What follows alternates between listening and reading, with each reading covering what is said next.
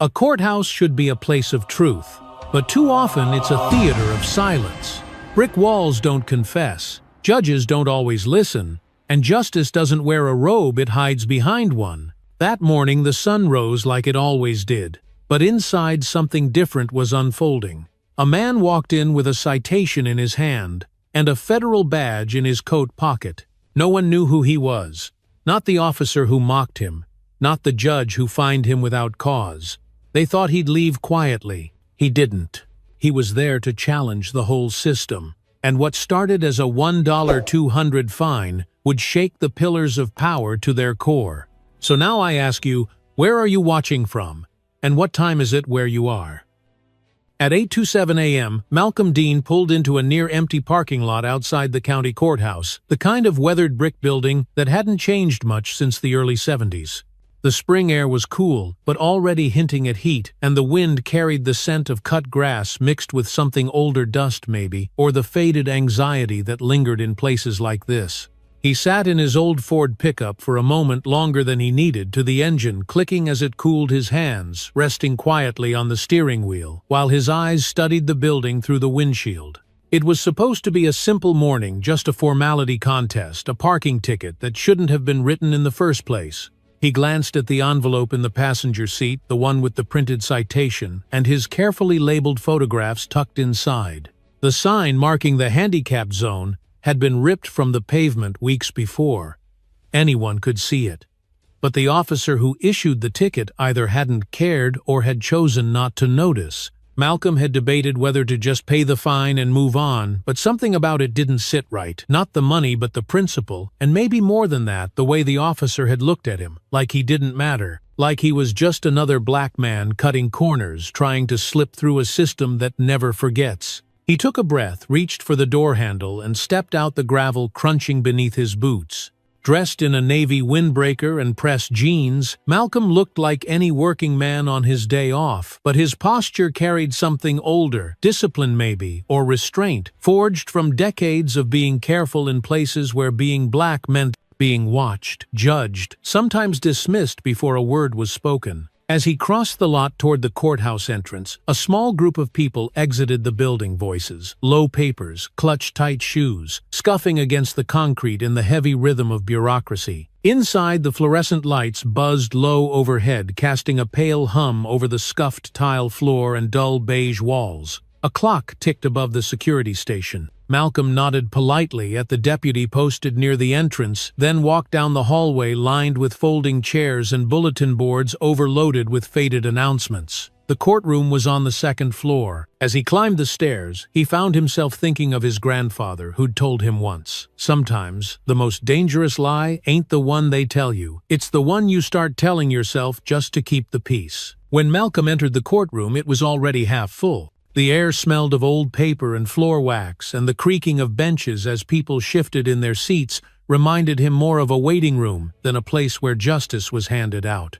He found a seat near the middle, removed his envelope, and settled in without speaking. The judge hadn't entered yet, but a few officers were standing near the side wall, talking low and laughing about something. Malcolm didn't look their way until he heard the familiar voice. "Well, look who finally decided to show up," said Officer Troy Hensley, his tone thick with mockery.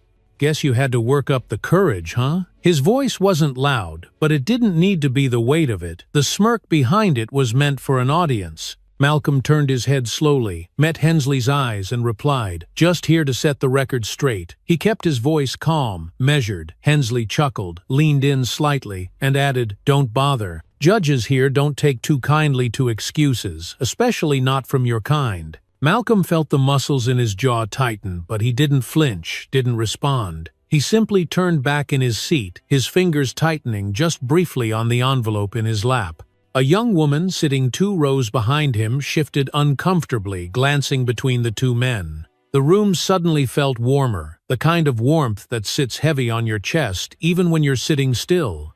Malcolm inhaled through his nose, let it out slowly, and reminded himself this was not the moment to react. This was the moment to remember. The clerk called court to session a few minutes later, and everyone stood as Judge Beverly Kessler entered, stern-faced, silver-haired expression unreadable. She didn't look at the people in the room so much as through them, like scanning for disruptions before they could happen. Malcolm had seen that look before, from certain teachers, from neighbors who didn't wave back, from officials who couldn't quite hide their surprise when he spoke with more education than they expected. Cases moved quickly: speeding tickets, disputes over property lines, unpaid citations. Each person approached the bench with varying levels of nerves and hope. Some were heard with patience, others waved off in seconds. Malcolm watched carefully, noting the rhythm, the mood, the little glances exchanged between the judge and the bailiff, the way voices lowered when certain last names were read. He was no stranger to patterns, and this place had one whether it wanted to admit it or not. Then his name was called. He stood adjusting his jacket as he walked calmly to the front of the room, every eye seeming to follow him. The envelope felt heavier in his hand now, like it knew the moment meant more than it should. As he approached the bench, he caught a final glance from Hensley, arms crossed, chin lifted, waiting for the show to begin. Malcolm didn't give him the satisfaction of a second glance. His focus was forward now, fixed on what he had come to do, and on the growing sense in his gut that this morning might not go the way anyone in that room expected.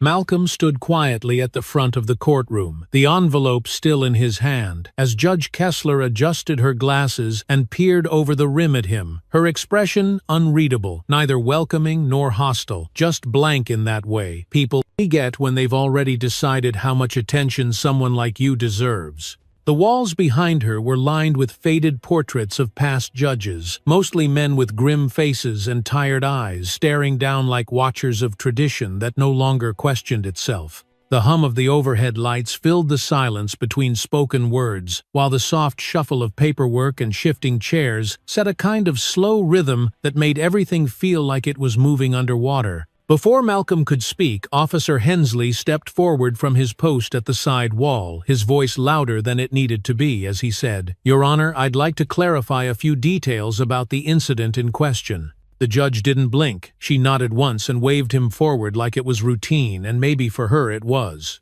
Hensley walked to the witness box with a casual confidence, almost a swagger, the kind that said he'd done this before and never had to worry about how it might turn out. Malcolm kept his eyes forward, his expression still, though every muscle in his body tensed slightly, not from fear, but from that deep, quiet anticipation that comes when you know something's about to be twisted in real time. The citation was issued because the vehicle was parked in a designated handicapped space without visible tags or markings. Hensley began, his voice smooth, almost rehearsed. When I approached the driver, he seemed agitated and uncooperative. I asked him twice for identification and was met with resistance. There was a pause, deliberate, and then he added, "Frankly, I was concerned for my safety." The words hung in the air like something just dropped into the middle of a calm lake, sending ripples through the room that weren't loud but felt heavy just the same. Malcolm didn't move, didn't flinch, didn't even tilt his head. But inside, his thoughts began turning over themselves, not with surprise, but with that familiar ache of being misrepresented, of watching a version of himself get built brick by brick from someone else's assumptions. He let out a slow breath, silent, barely noticeable, and waited. The judge turned to him. "Mr. Dean," she said plainly, "is that an accurate account of your interaction with Officer Hensley?" "No, ma'am," Malcolm replied, his voice low but steady. "That's not how it happened. I offered my ID immediately and I remained calm the entire time. I also have photos of the missing signage from the location which I brought here today." He held up the envelope slightly, his movements precise, respectful. "The area wasn't properly marked and I was parked there only for 5 minutes to pick up a prescription." The judge gave a slight nod, but her eyes didn't soften, didn't narrow, they just stayed fixed cold in their neutrality.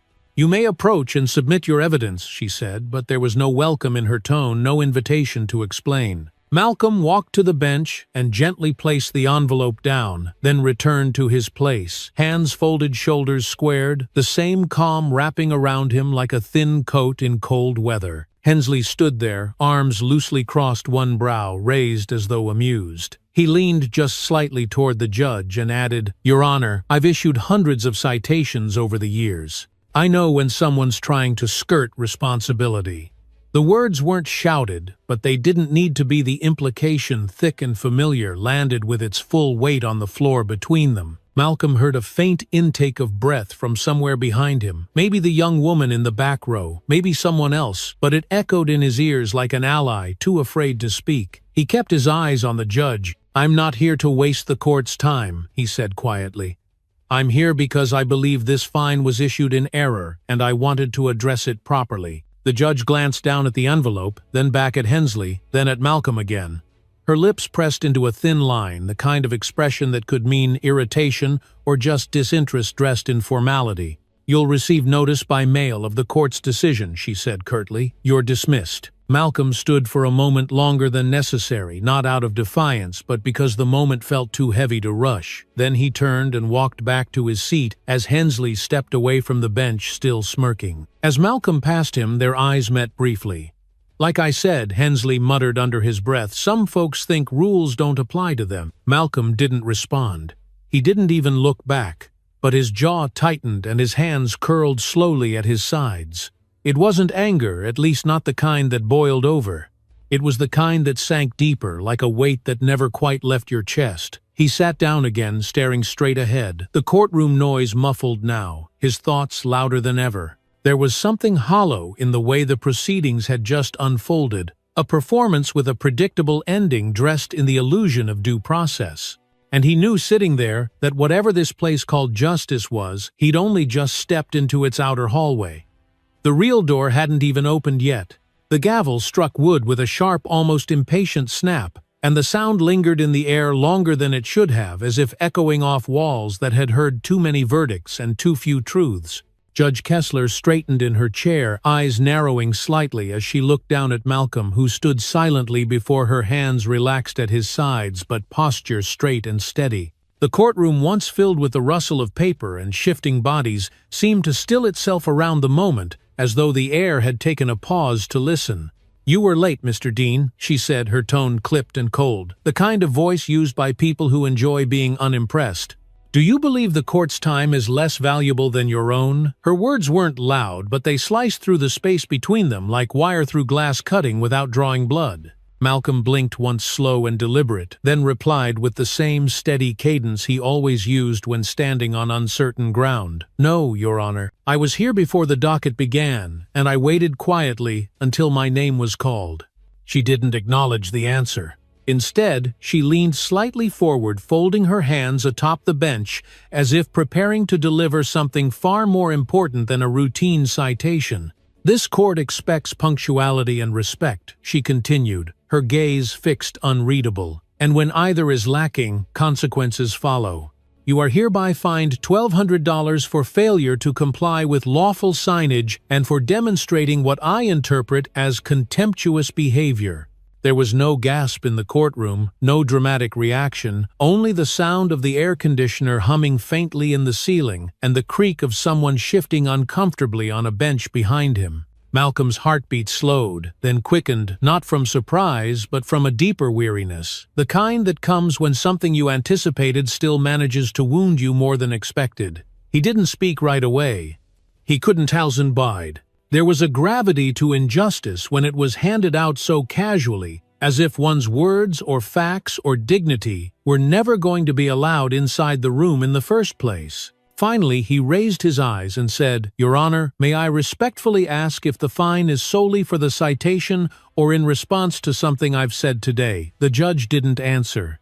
Instead, she looked past him for a moment toward Hensley, who remained near the wall, arms folded, and expression smug as though he'd been waiting for the inevitable. Then she turned back, exhaled quietly, and replied, "Mr. Dean, you may consider this a lesson in how this court operates." Malcolm's jaw tightened almost imperceptibly. He gave a single, subtle nod, not of agreement but of understanding, not just of what had happened, but of what it meant. Around him the quiet resumed like background noise returning after a scene in a film. The clerk resumed typing, the bailiff looked down at his clipboard, and a man near the back coughed softly into his sleeve. Returning to his seat, Malcolm lowered himself slowly onto the bench, his body moving with the care of someone carrying something fragile, his composure perhaps, or the thin thread of trust he had left in the process. He placed the envelope of evidence back into his folder, but he didn't look at it.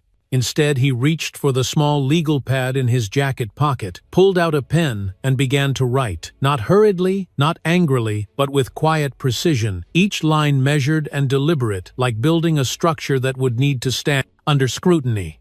He didn't need to ask himself why he was doing it. The reason sat in his chest like a weight that had grown familiar over time, equal parts experience and duty. He'd seen this before in different forms and different cities, but the shape was always the same. A subtle dismissal here, an unequal ruling there, the steady erosion of fairness cloaked in official language and dressed in the routine of legal procedure. Behind him, a woman whispered to her daughter something about how long it was taking, and someone else sighed in that tired, impatient way that comes from watching something you know won't end well.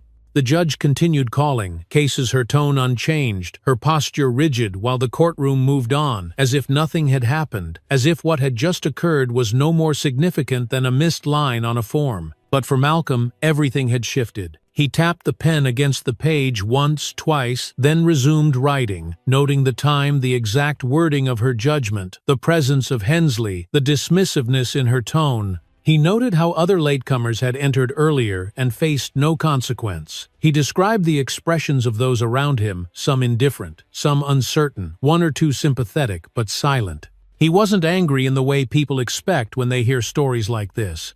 His anger was quieter, colder tempered by years of learning how to hold it without letting it spill into the room. When he finished his notes, he closed the pad and rested it on his lap. He didn't move, didn't fidget, just sat still, listening not just to the judge's voice but to the undercurrent of every word spoken in that room. He'd always believed that power left traces, small ones, barely visible, but if you paid attention, they were there. And right now he was listening for them, not to react, to record, to remember, because this wasn't about a parking ticket anymore. It hadn't been for some time, and in his mind a question began to form, not just about how to respond, but how to make sure what had just happened didn't disappear the moment he walked out the door. Malcolm sat motionless on the hard wooden bench, his back straight, despite the ache beginning to creep down his spine, his hands resting calmly on his thighs, though his knuckles were tense with quiet restraint. The courtroom continued to hum around him, filled with the low murmur of voices, the occasional shuffle of paper, and the dull sound of the judge's gavel tapping intermittently to signal transitions between cases. People came and went through the double doors at the back, some alone, some with family, some with tired-looking lawyers, whose briefcases looked heavier than the law they carried inside them. From his seat, Malcolm observed everything, not with bitterness but with a kind of sharpened clarity, the way you watch a storm begin to form, even when the sky still looks deceptively calm. What struck him most wasn't the fine or the insult, but the indifference. The way his explanation had been waved away before it even landed. The way Hensley's version of the truth had been accepted wholesale, without a blink, the way the judge's eyes had never once softened in curiosity or doubt. It wasn't what was said that stayed with him, but what was dismissed, and how easily it happened, as if the facts had weight only when held by the right hands. He turned his head slightly and glanced behind him, not looking for support, but perhaps to read the room faces, looking down fingers, fidgeting, one young woman watching him openly, with a look of concern just shy of brave. There was a kind of silence that followed moments like these, not the kind that came from quiet, but the kind born from too many people deciding not to speak. It hovered just above their heads like a second ceiling, pressing down on everyone but heavier on some more than others. Malcolm returned his gaze forward and leaned back slightly. His breath measured his thoughts, moving faster than they showed. He thought of all the courtrooms he'd sat in, federal, municipal, makeshift hearing rooms in rural towns and polished chambers in big cities, and how the same unspoken rules traveled with him, no matter the size of the room or the language of the law. He thought about walking out right then, gathering his things and leaving the courtroom behind, letting it all slide into memory as just another slight among many. But something stopped him, not pride, not even principle exactly, but something quieter and deeper. Maybe it was the way Hensley had smiled when the fine was handed down, like the outcome was a game he'd played and won before. Or maybe it was the judge's refusal to even glance at the evidence, as if her decision had been shaped long before she ever said his name. Whatever it was, Malcolm knew walking away in silence would only feed the pattern he'd been watching his whole life. And this time he wasn't ready to feed it. "Excuse me," came a small voice from the row behind him. He turned and saw the young woman who had been watching earlier, no older than her mid-20s, clutching a spiral notebook with the corners curled from use. "I hope this isn't out of line, but that didn't seem fair," she said, her voice quiet but firm, the kind of voice that hadn't yet learned how to shrink under pressure. Malcolm gave her a nod of acknowledgement, not wanting to draw attention, but the words landed softly like a hand on the shoulder you didn't know you needed. He turned back around and folded his hands again, feeling the knot in his stomach tighten, not from anger but from purpose beginning to take shape. He'd come here to correct a mistake on paper, but what he'd walked into was a mistake that lived in people, in assumptions, in attitudes, in habits disguised as protocol. And maybe he couldn't fix that in a single morning, or in a single courtroom, but he also couldn't let it pass without a mark. That would be a lie too loud to live with. From across the room, Hensley leaned against the far wall, arms crossed, still wearing that same look of bored confidence, like this was just another day for him, and Malcolm was just another file to close. It was the kind of face that said, "You don't matter here," without ever needing to speak. Malcolm didn't look away, didn't confront, didn't blink. He just watched for a long moment, then let his gaze fall away. Not because he was backing down, but because some things didn't deserve your energy until it was time to respond with something more permanent than words. He pulled his pen back out, opened his notebook, and resumed writing. This time, not as a defendant or a citizen with a grievance, but as a witness.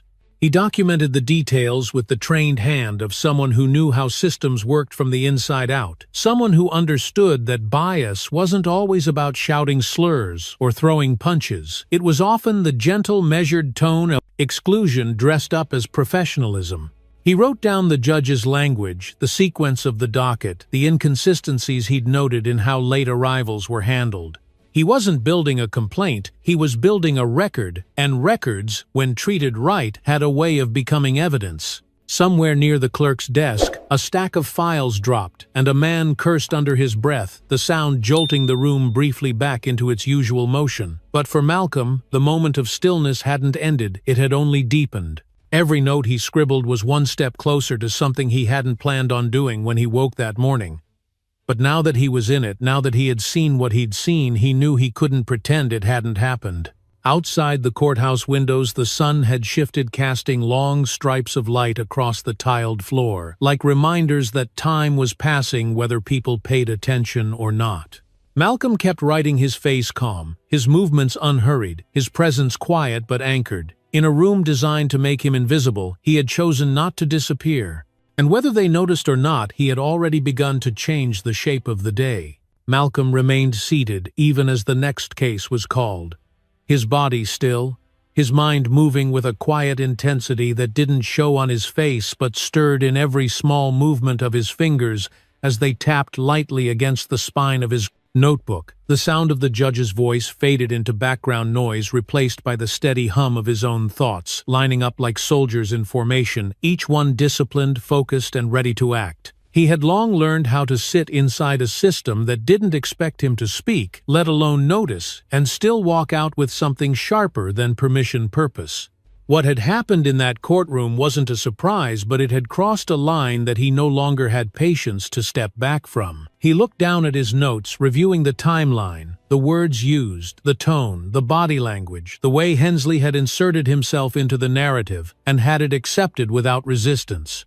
There had been no cross-examination, no critical eye, no interest in the truth, just a quick nod from power to power. The baton of bias passed without a stumble. The fine had been punitive, not corrective. The courtroom, a stage that had long ago decided who its villains and heroes were allowed to be. Malcolm wasn't interested in vengeance. He'd seen where that path ended, usually with more wreckage than healing. What he wanted was accountability, and to get there, he knew exactly what had to come next. As another defendant approached the bench, Malcolm quietly slipped his phone from his inside coat pocket, thumbing open a secured folder and beginning to type with practiced ease. The text he sent wasn't long, but it was enough. Need to log a report. Potential indicators of courtroom disparity, racially skewed enforcement and tone. Will provide written documentation shortly. The message went straight to his assistant back at the DOJ field office, where protocols were already in place for situations just like this. And while most people in that room thought Malcolm Dean was just another man contesting a parking ticket, they had no idea they'd just opened the door for a federal civil rights investigator with a long memory and a deeper mandate. He slid the phone back into his coat and looked up, catching the eye of the clerk for a moment. She was a woman in her 40s, her eyes tired but not indifferent, and for the briefest second, Malcolm thought he saw something flicker behind them, a recognition, maybe even an apology that couldn't be spoken aloud. She glanced down quickly, returning to her typing, but the moment stuck with him like a thread left hanging in a tightly woven fabric. He filed it away. People who saw too much but said too little had often proven to be unexpected allies when the time was right. Outside the large windows on the side wall, the wind had picked up, shaking the branches of the trees that lined the courthouse lawn. Their shadows flickered against the floor like hands waving, asking to be seen or maybe warning that something was about to shift. Malcolm leaned slightly forward, elbows resting on his knees, and studied the bench where Judge Kessler sat. Her face was calm, composed, and professional, but there was a stiffness in her posture now, as if she too could feel the undercurrent running beneath the room. He wondered if she knew who he was. He wondered if it would change anything if she did. He reached into his briefcase and pulled out a second folder, thinner than the first, containing not evidence but access. His credentials, agency, ID, and documentation of current investigations he was overseeing, all sealed, all ready should he choose to reveal them. He stared at the folder for a long beat before closing it again. Not yet, he thought. Timing mattered. Impact required control. And right now, what he needed most was to observe, without interference, to let the system keep exposing itself, because it would. The courtroom door opened with a creak as a man in a gray blazer stepped inside, late but not flustered, nodding politely to the bailiff as he took a seat near the front. No one reacted. No one stopped the proceedings. Judge Kessler didn't even glance up from her papers. Malcolm noted the time, 9:52 a.m. He wrote it down. He wrote everything down. That man had arrived a full hour after court had started, and yet the storm that had landed on Malcolm for being late by a handful of minutes had never touched him. The double standard wasn't just visible, it was operational. The room shifted again, not in sound but in energy. A younger black man who had been sitting silently along the back wall stood and walked to the door, shaking his head. As he opened it, he looked over his shoulder, locking eyes with Malcolm for a split second. And in that look, there was no question, only agreement, silent and certain. They both knew what they had witnessed. They both knew it didn't start today. And they both knew it wouldn't end unless someone forced it to. Malcolm sat back and exhaled slowly, letting the moment settle, letting the full shape of what he needed to do take form. This wasn't about clearing his name anymore. It wasn't about a parking ticket, or a single courtroom, or even a single judge. It was about the quiet architecture of bias, how it built itself brick by unnoticed brick into something that looked like order but felt like oppression. And Malcolm, with every part of him trained to follow the threads others couldn't see, had just found the loose corner of a system long overdue for unraveling. Malcolm waited until the courtroom had thinned out, until the steady current of cases slowed to a trickle, and the voices that once filled the space dropped to murmurs that barely touched the walls. The morning session was winding down now, but the air inside still carried a weight that hadn't lifted, not for him, and not for anyone who'd been paying close enough attention to notice what had just unfolded. He stayed in his seat longer than he had to, allowing the room to breathe, allowing the silence to settle around him like dust on a forgotten shelf. Then, when only a few scattered people remained filing papers, gathering coats, murmuring last-minute questions, he stood up with quiet purpose and made his way toward the front. The court clerk looked up from her keyboard, her fingers pausing mid-keystroke, the slight furrow in her brow betraying surprise, maybe even a flicker of concern. Judge Kessler was still at the bench, leafing through documents without much urgency, her demeanor calm but weary, as if the robe on her shoulders had begun to feel heavier with each passing year. Malcolm stopped, just shy of the railing, waited until her eyes acknowledged him, then spoke with a voice that was calm, steady, and wrapped in a kind of respectful certainty that couldn't be mistaken for anything but intentional. "Your Honor," he said, his voice carrying just enough to reach her without sounding like a performance. "Before I leave, I believe it's important I formally introduce myself." Judge Kessler looked up from her papers, then her expression not yet changed, but her attention shifting ever so slightly in its posture. "This court session is over, Mr. Dean," she replied, not unkindly, but with a clipped tone that suggested protocol over curiosity. "If you have additional business, you'll need to contact the court administrator." Malcolm offered a slow, measured nod, then reached into the inside pocket of his coat and removed a small black wallet, the kind that didn't carry money but something far more consequential. He flipped it open with the ease of someone who'd done it before, though not often, and raised it just enough for the badge and identification to catch the fluorescent light above. "I understand completely," he said. "But I think you should know that I'm Malcolm Dean, senior investigator with the Civil Rights Division of the U.S. Department of Justice."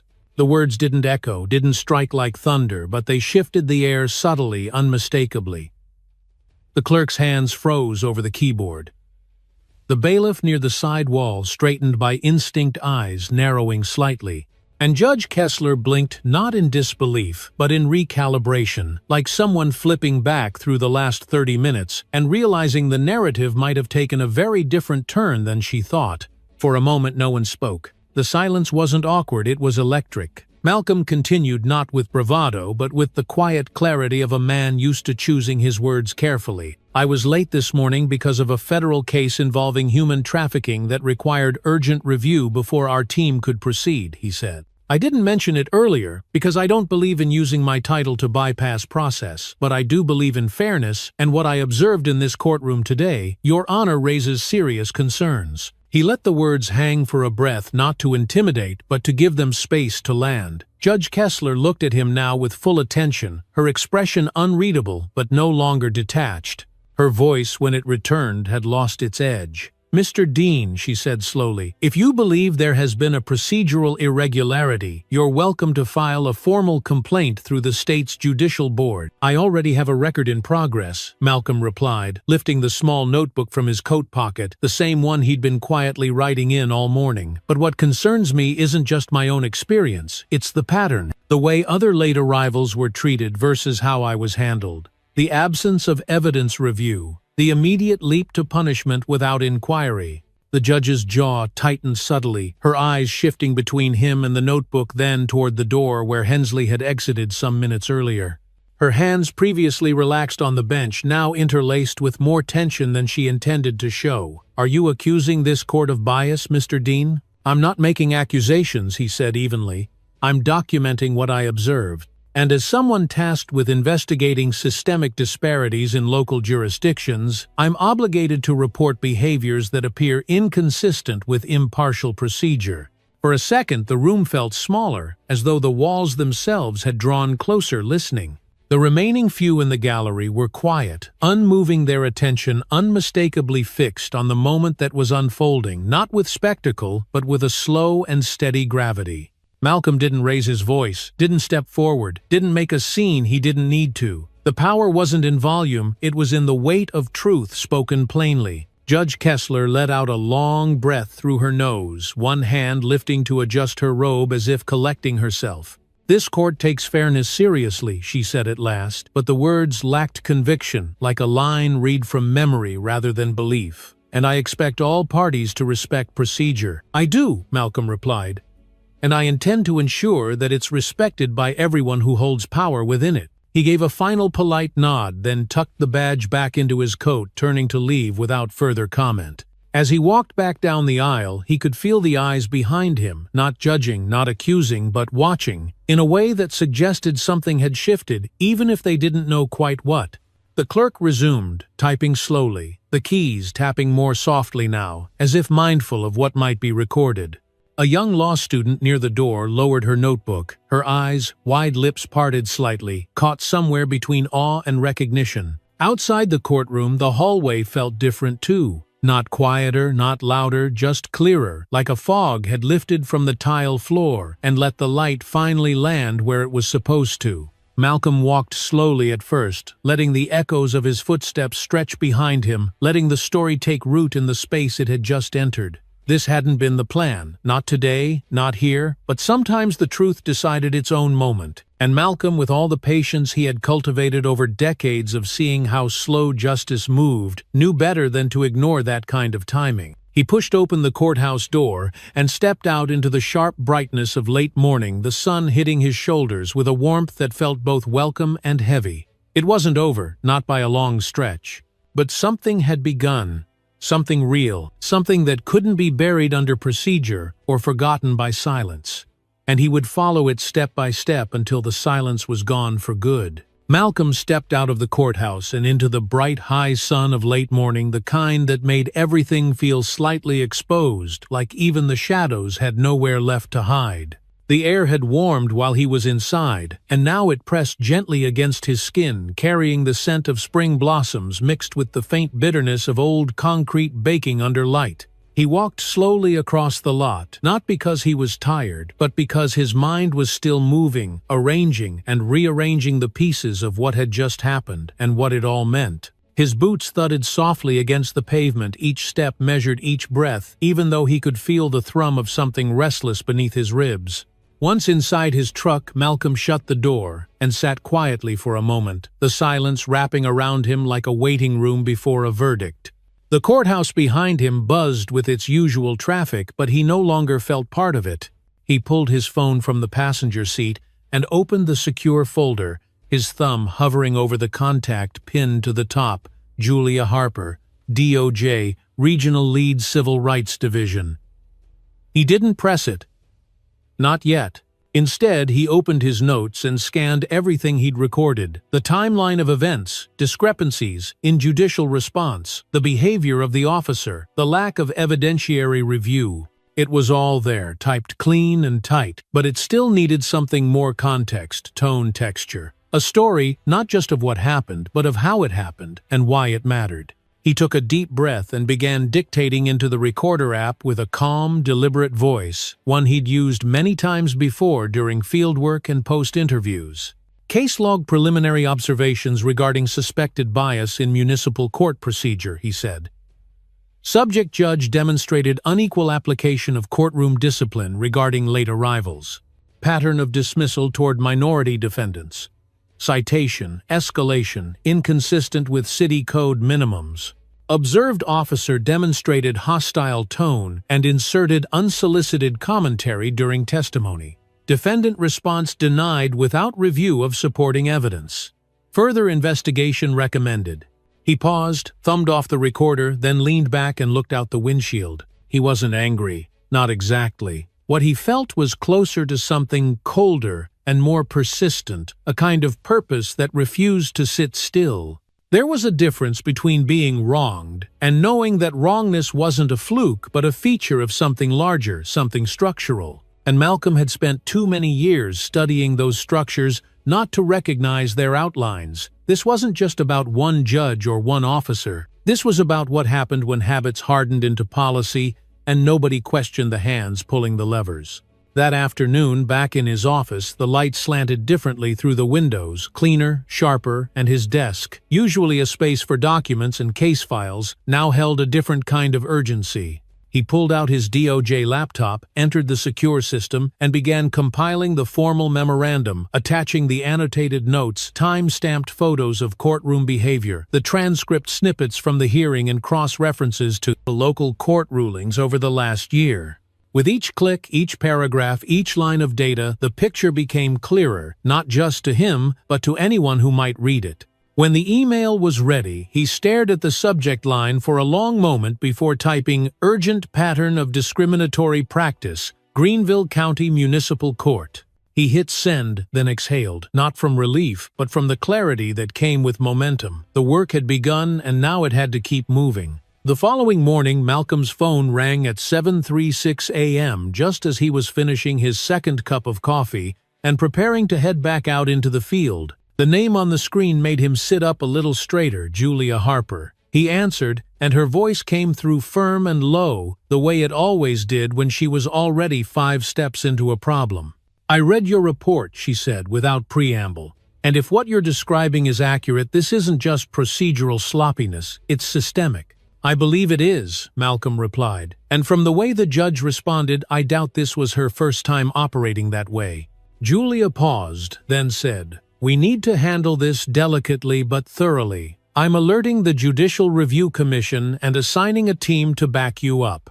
In the meantime, get everything you can, statements, comparable cases, anything that proves pattern over coincidence. If we go public, we need to be airtight." "I understand," Malcolm said quietly, already flipping through a list of names in his mental file, attorneys, clerks, community leaders who might have seen this play out before. "I'll start reaching out this afternoon." "Good," she said. "This one feels different." Malcolm nodded to himself as the call ended, and for a moment he just sat there in the quiet hum of the office, letting the shift sink in. It had only been 24 hours since he walked into that courtroom as a private citizen with a folder in hand. Now he was in the center of something larger, something old but newly awakened, and he could feel it stirring not just in the documents on his screen, but in the energy of people who were ready to speak if only someone would finally listen. By noon, his inbox was already filling, colleagues forwarding local news links, former defendants emailing personal stories, one retired public defender sharing a file of handwritten notes that she'd kept in a drawer just in case. Each one added another thread, another point of connection, another name to a list that was quickly growing longer than even Malcolm expected. He called 2 attorneys who had worked court-appointed cases under Judge Kessler. Both were cautious at first, but when he explained the investigation, something shifted in their voices, relief maybe, or the first real sense of permission to say what they'd held back for years. "That courtroom's always had a reputation," one of them said carefully. "But it's like trying to catch smoke. You feel it, you see it, but how do you prove it? You connect the smoke to the source," Malcolm said, "and you make it visible." Later that day, as he sat at his desk reviewing more case files, a soft knock tapped against his open door. It was Carla, one of the junior analysts. She held up her tablet and said, "This just went live," then turned the screen toward him. It was a blog post, an anonymous write-up by a law student who had been in the courtroom during Malcolm's hearing. The headline read, "When Justice Looks Away a Morning in Greenville Municipal Court." Below it, the student had detailed the interaction, her discomfort at what she saw, and her realization that something wasn't right. Malcolm scrolled through the post slowly, his heart steady but his breath catching slightly at the power of it, not because it was dramatic but because it was honest. The final paragraph read, "I don't know who he was, but I watched a man stand up in that courtroom when everything told him to sit down. And that's the kind of courage I want to carry into my own career." He leaned back in his chair, staring at the ceiling for a long moment. Then he smiled, small, quiet, not triumphant but knowing. The story was no longer just his. It was beginning to move on its own. By the end of that week, Malcolm found himself sitting in the back of a community meeting room at the local library, the kind with thin carpet that muffled every footstep and folding chairs that creaked if you breathed too hard. The room was packed tighter than expected, a mix of students, public defenders, faith leaders, and residents who had heard whispers about what happened in court and now wanted to know more. A whiteboard stood at the front, mostly untouched, except for a few hastily scribbled phrases like equal access and municipal transparency written in blue marker that had already begun to fade. Malcolm didn't speak at first. He just listened. He let the tone of the room sink into him, the quiet unease of people who'd seen too much and said too little for far too long. One woman seated 3 rows ahead raised her hand and spoke without waiting to be called. "I was fined $800 for a broken taillight," she said, her voice shaking just slightly at the edges. "I told the judge I fixed it the next day and brought receipts. She wouldn't even look at them." A few heads nodded around her, the kind of nods that weren't about agreement but recognition, shared experience worn into memory.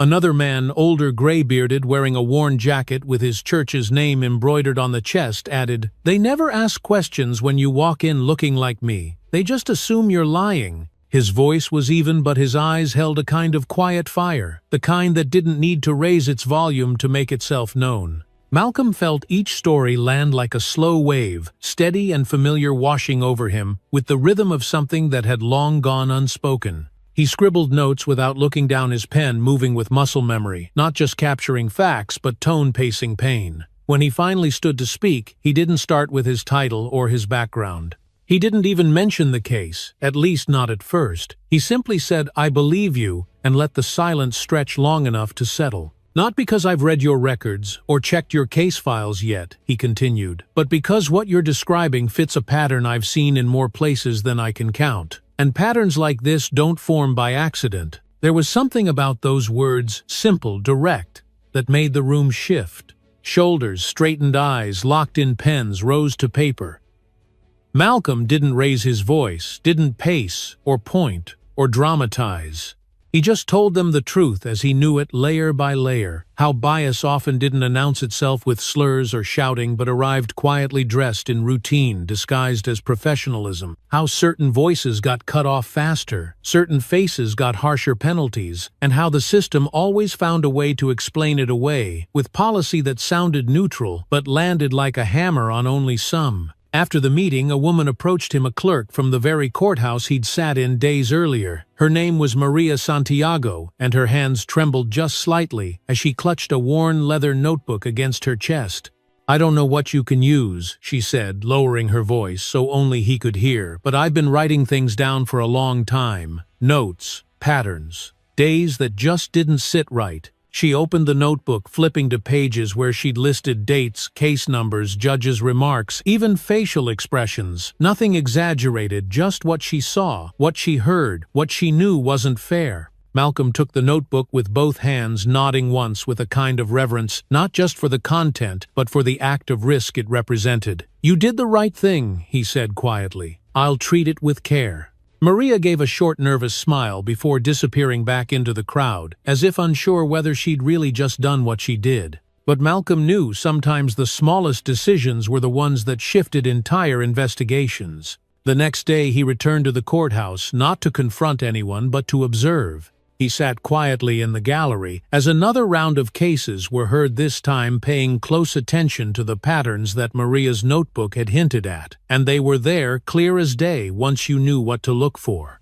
One black defendant was fined $300 for a parking violation, while a white defendant with the same infraction was let off with a warning. A Latina woman's plea for a payment plan was dismissed before she could explain her financial situation, while the man who followed her, white with no documentation, was given a 2-month extension without question. Malcolm documented it all, time-stamped it, annotated it, cross-referenced each case with the state code. He wasn't building a complaint, he was building a case, a record, a truth that couldn't be ignored once it was brought to light.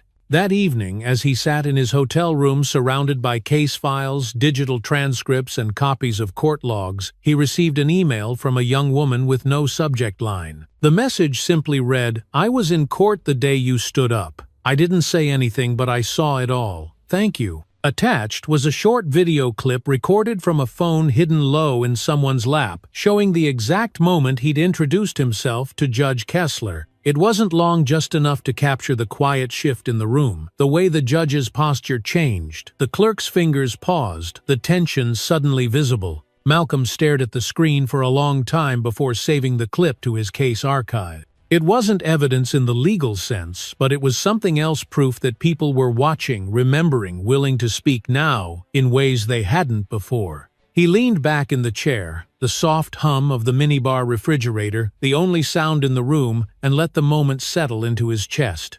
The pressure was growing, not in a way that panicked him, but in a way that told him this story had outgrown its origin. It was no longer about one fine, one courtroom, or one judge. It was about a culture of indifference that had calcified into normal, and now finally someone had started to tap at its edges. Malcolm folded his hands behind his head, stared up at the ceiling, and whispered to no one in particular, "We're not going back to quiet. And somewhere between the clatter of keys and the turning pages of his file, the silence he'd walked into was beginning to break. By the time Monday morning rolled around, the story had already begun slipping through the cracks of local media like water, finding its way into stones slow at first, then steadily growing into something harder to contain. Malcolm sat at the edge of his hotel bed lacing his shoes, while the television in the background played a clip from a local news broadcast, just a few seconds of B-roll footage of the courthouse, followed by a voiceover that said, "Allegations of racial bias have surfaced surrounding Greenville County Municipal Court. The Department of Justice has not issued a formal statement, but internal sources confirm an active inquiry." It wasn't his name on the screen, not yet, but the words were there, and they moved like wind through dry grass, quiet, invisible, but capable of spreading something far more combustible. Downstairs in the hotel's small cafe, people sipped coffee and scrolled through headlines, their eyes narrowing slightly when they landed on the photo of Judge Kessler stone-faced behind her bench. Malcolm nodded to the server, accepted a to-go cup without speaking, and slipped outside into the brisk air, his coat collar turned up against the wind that came sharp off the river. Everything felt normal, and yet nothing was. The town carried itself the same way it always had: clean sidewalks, clipped hedges, the morning rhythm of commuters and school buses, but he could feel the shift under it all, as if the foundation had begun to question itself. His phone buzzed in his pocket, and he answered without checking the screen. It was Julia. "The commission is going in," she said. Her voice more urgent, now less composed than it had been even days earlier. "They've sent investigators to start reviewing court transcripts. I just got off a call. Your documentation lit a fuse." Malcolm didn't respond right away. He watched two maintenance workers across the street, raking leaves into neat piles beneath the courthouse windows, their hands moving with practiced rhythm, unaware that the building behind them was no longer just a courthouse. It was about to become a mirror. "That's good," he finally said. "But it's going to get loud now. You know that, right?" Julia sighed into the phone, and for a moment neither of them said anything. Then she replied, "It already is. Social media's picking it up. That blog post from the law student, it's been shared over 20,000 times since Friday night." Malcolm tilted his head, slightly absorbing that news. With the same calm he brought to every briefing, every field visit. "The pressure's going to move fast," she added. "You ready?" "I've been ready," he said simply, then ended the call with a quiet click. Later that afternoon, Malcolm sat in a quiet back booth at a diner on the edge of town. Papers spread before him like a map. No one else could read each line, a path pointing to the same truth. A young man approached hesitantly, maybe mid-30s, clean-cut, holding a phone and wearing the expression of someone trying to work up the nerve to speak. "Mr. Dean," he asked, voice low, respectful, "I just wanted to say, I was in court a few months ago. I saw what happened to you last week, and I recognized it. Same thing happened to me. Judge wouldn't let me talk, fined me double, didn't even look at my documents." Malcolm gestured to the empty seat across from him. "You still have the paperwork?" he asked. The man nodded, pulling a folded envelope from his coat pocket, like something he'd been carrying around waiting for the right person to ask. "Good," Malcolm said, taking it carefully. "We're going to need as many voices as we can get." By the end of the day, there were more than a dozen. Some reached out through anonymous emails, others dropped letters at the community center addressed only to the investigator, and a few brave ones began going public with their full names. A woman shared her story on a local podcast, recalling how she'd been denied a court interpreter despite clearly requesting one. Another man posted a video from his car, eyes full of restrained emotion, as he described how his teenage son had been humiliated during a juvenile hearing where Judge Kessler had, quote, "no time for excuses." It wasn't just noise, it was testimony. It was a crack widening and the truth pouring through. At night, Malcolm walked the downtown streets in silence, the storefronts glowing faintly reflections, bending on wet pavement like memories trying to find shape. He wasn't sure what part of him felt heavier, the knowledge of what was coming, or the responsibility of carrying everyone's story now that they'd chosen to trust him with it. He passed the courthouse steps again, this time empty, the lights off the windows dark, but the echo of what happened inside still ringing in his mind. A reporter had left him a voicemail, earlier local station, polite tone, clear curiosity. "We'd love to get your side, Mr. Dean." the public's starting to ask who you are. But Malcolm wasn't ready for a microphone. Not yet. This story didn't need sound bites, it needed structure, accountability, proof. And so he returned to his laptop that night and kept working, logging, evidence, transcribing notes, organizing statements into patterns so undeniable that no press release could explain them away. Just before midnight, he received a text from Maria Santiago, the court clerk who'd handed him her notebook. It read, "They've started asking questions in the office. I didn't say anything, just thought you should know." Malcolm replied with 2 words, "Stay steady." Then he powered down the screen, stood up slowly, and stretched his back, the muscles tight from hours bent over truth. This wasn't the end of something. It wasn't even the climax. It was the moment when the crowd starts to turn toward the sound of something breaking open. And Malcolm, always the quietest man in the room, had become the center of it without ever raising his voice.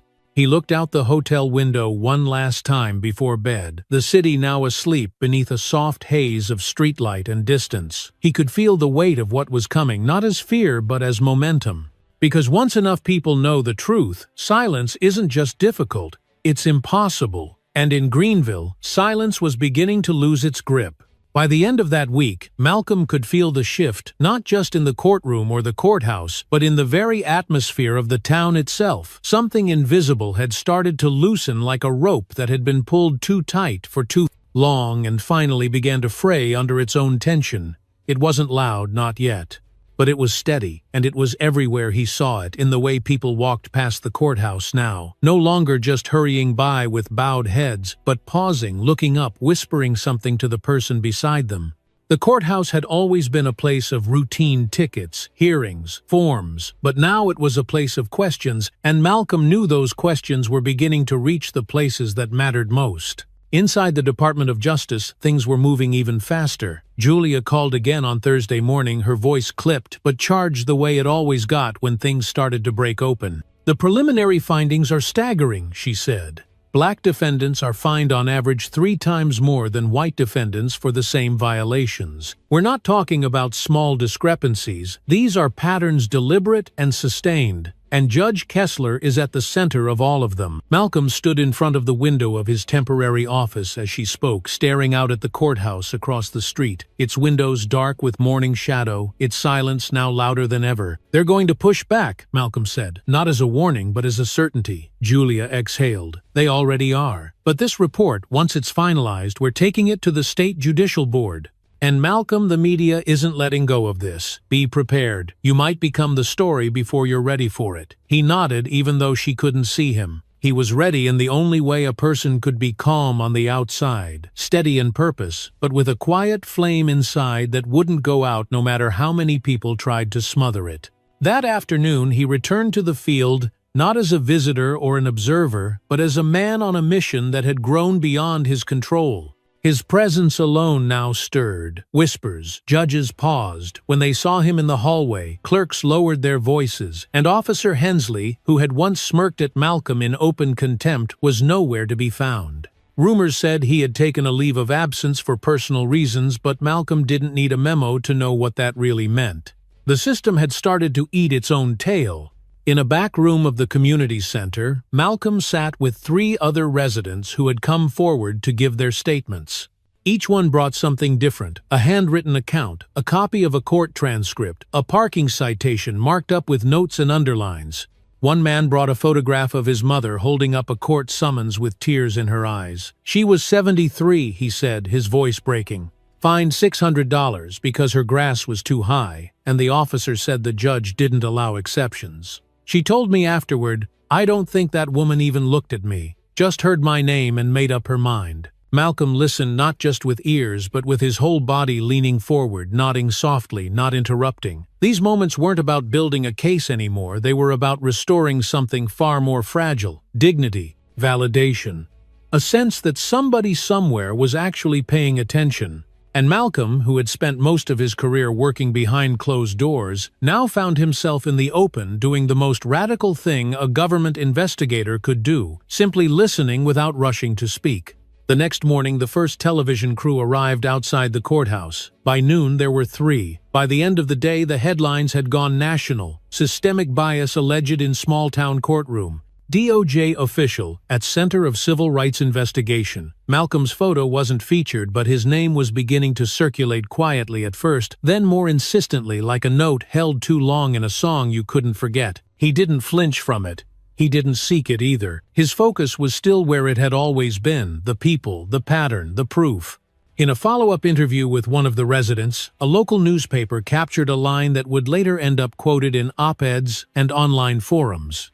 The man had said, "I've never seen someone walk into that courtroom and make it feel like the walls had to listen." When Malcolm read it that night, he sat still for a long moment, letting the weight of it settle not as praise, but as responsibility. Because now the walls weren't just listening, they were shifting, cracking, and what lay behind them was starting to show. The next day, a call came from the State Judicial Board. They were requesting a formal briefing on the investigation's findings, and they wanted Malcolm to present it personally. Julia's voice carried a new kind of edge, anticipation wrapped in caution. "They're watching you now," she said. "Every word, every look. Just stay grounded." He responded with a quiet "always." But even he could feel the pressure building now, not as fear, but as the enormity of what had begun. What started with a parking ticket had become something that would ripple far beyond Greenville, and Malcolm knew there was no way to contain it anymore. That evening, as he sat in his hotel room with the final draft of the report spread across the table, he paused at the cover page, black letters on white paper, clean, formal, federal. He reached for a pen, hesitated, then signed his name at the bottom with a quiet resolve. Not just as an officer of the law, but as a witness to something that had gone unseen too long. Outside, the courthouse lights flickered on as dusk settled over the town, casting long shadows across the brick steps and iron railings. But inside those walls, something had already begun to change. And Malcolm Dean, steady as ever, was no longer just watching. He was leading. By the time the report was officially released to the public, the courthouse in Greenville had already begun to feel like a different place, not physically, not structurally, but in the subtle, almost imperceptible ways that spaces carry memory and pressure. The people who worked inside it walked a little differently now, with less certainty and more careful glances. The clerks no longer greeted each morning with idle small talk.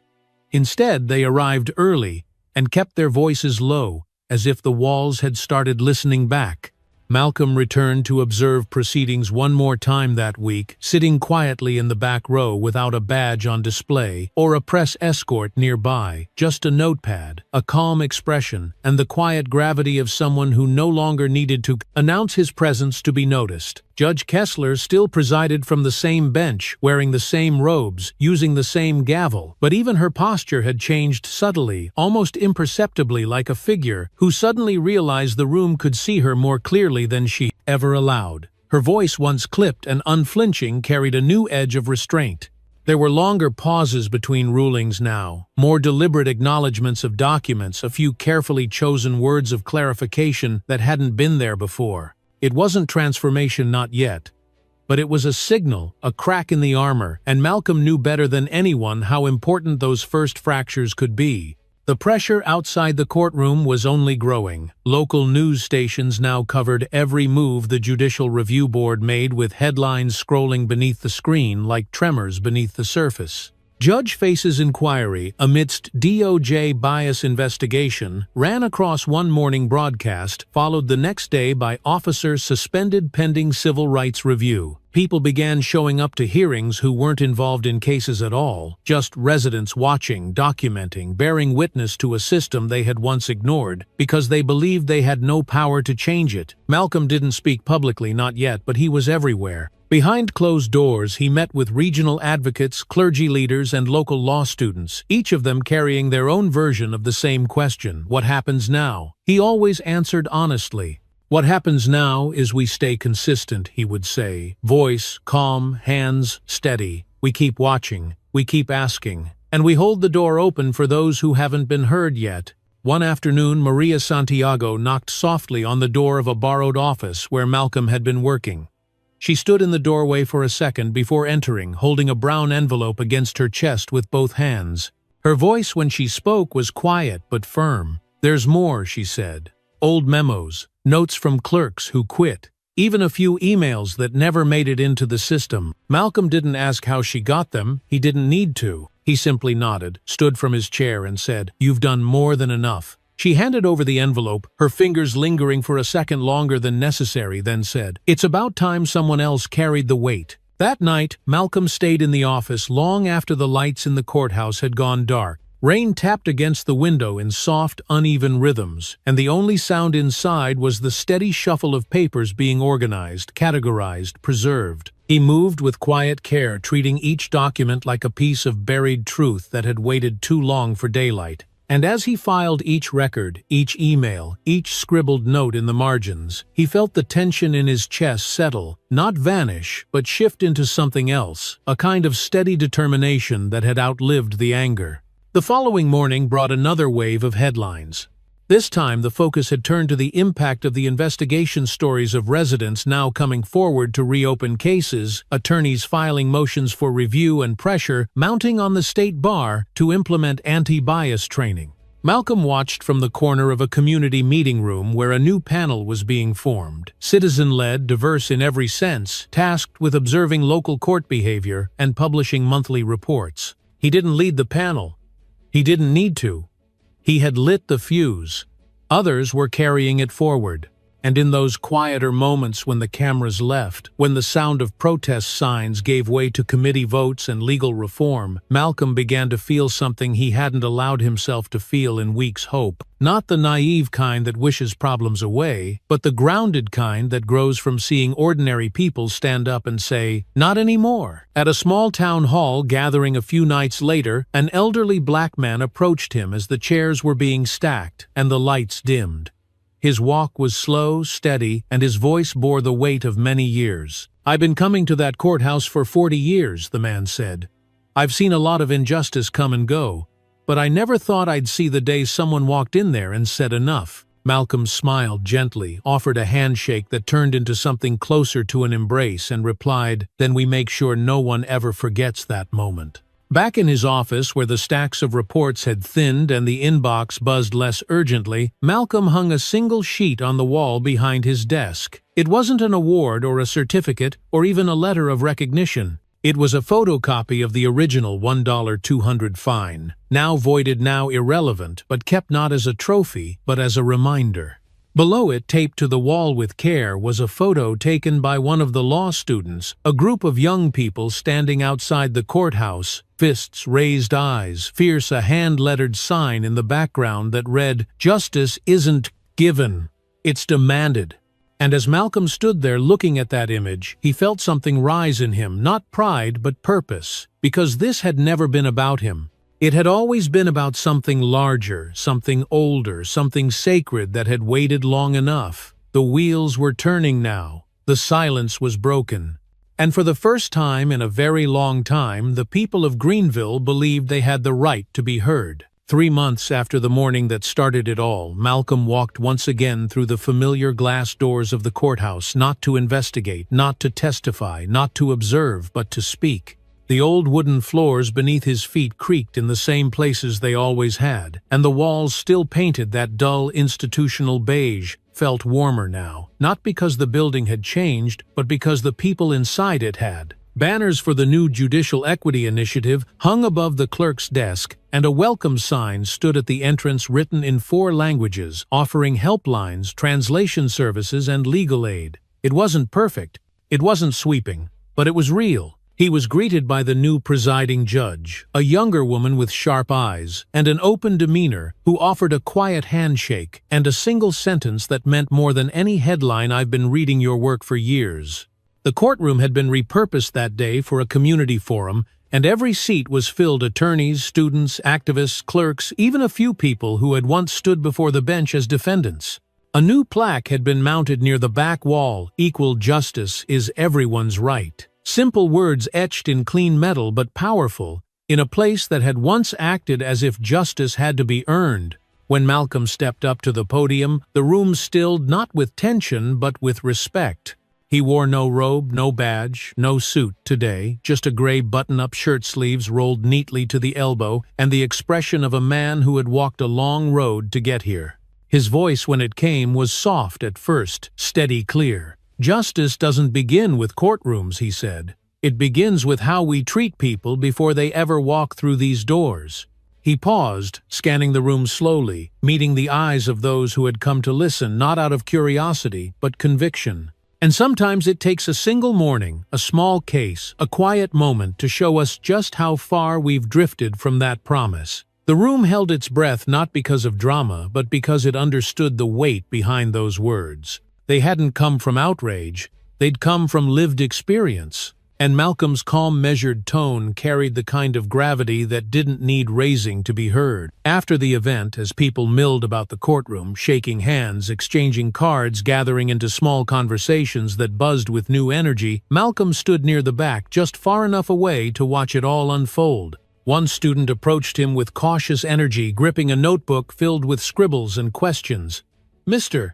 Dean," she said, "do you think real change is actually happening, or is this just temporary?" Malcolm smiled, that quiet, knowing smile he rarely used unless the moment called for it. "Change is slow," he replied, "but it sticks better when it starts at the roots." Outside, the sun had begun to fall, casting soft gold across the front steps and down the courthouse lawn where the flowers planted by local volunteers now bloomed in early spring. Malcolm paused at the top of the stairs, looking back at the building one more time before descending. It looked almost the same. The bricks hadn't changed. The windows still creaked. But what echoed inside it now wasn't just the sound of gavels or clerks or arguments. It was something quieter, people paying attention. Back at his office, he placed the printed event program on a shelf beside a framed photograph, one taken from a rally weeks earlier, showing dozens of community members standing with signs that read, "Accountability is justice in motion." Just below it, pinned like a bookmark in time, was the original fine $1,200 for a parking violation that no longer meant anything in the legal sense, but had come to mean everything in the story that followed. Malcolm sat down, took a slow breath, and let his hand rest on the desk. His work wasn't finished. It likely never would be. There were other towns, other courtrooms, other quiet injustices waiting to be named, but he no longer carried that burden alone. The silence had broken. The cracks had widened, and from them something honest had begun to grow. What happened in that quiet courthouse wasn't just about one man or one fine or even one judge. It was about the quiet erosion of fairness that too often goes unseen until someone stands still long enough to notice. Malcolm Dean didn't raise his voice, but he made the system listen. Through his patience, clarity, and quiet courage, he reminded us that true justice is not handed down. It is insisted upon, defended, and carried by those willing to speak when others fall silent. For those of us watching, especially those who've lived long enough to know how slowly change comes, this story reminds us that it's never too late to pay attention, to stand up, and to help lift the voices that have been ignored. In your own life, whether you're facing something small or something systemic, remember this: your experience matters, your dignity matters, and when you speak up, no matter how softly, it echoes further than you think. If this story moved you, if it reminded you of something you've lived through or opened your eyes to something new, we invite you to help share it. Click like, leave a comment, and share this video with someone who still believes in doing what's right. And if you want to hear more stories that speak truth with heart, don't forget to subscribe to the channel. Your support helps us keep telling stories that matter, stories that restore faith, demand fairness, and remind us all that justice, real justice, begins with listening.